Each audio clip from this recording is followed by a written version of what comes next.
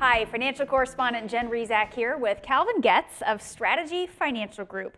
Now, it is a misnomer to say estate planning is only for the ultra wealthy. So Calvin, why does every retiree need to be thinking about this? Sure. Well, Jen, we don't know what the future holds.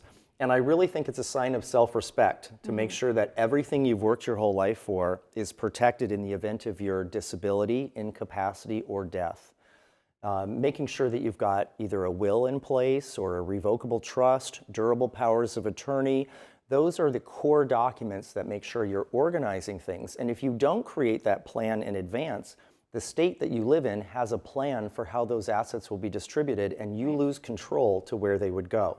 Right, and really when it comes to making sure that your wishes are carried through, that doesn't happen by accident. That's why you talk about having a plan. That's right. You want to maintain control in the event of disability, incapacity, or death of exactly who's going to be in charge to make decisions for you and how those assets would be distributed to your loved ones after death. And that's why planning for retirement is different, and incorporating estate planning into that plan is so critical.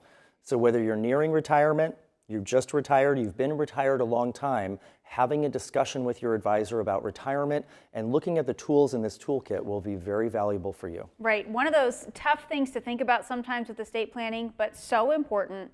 It's an important piece of this retirement roadmap kit. So you can learn about retirement planning steps that you can't afford to overlook, things like legacy planning, in Calvin's retirement roadmap kit.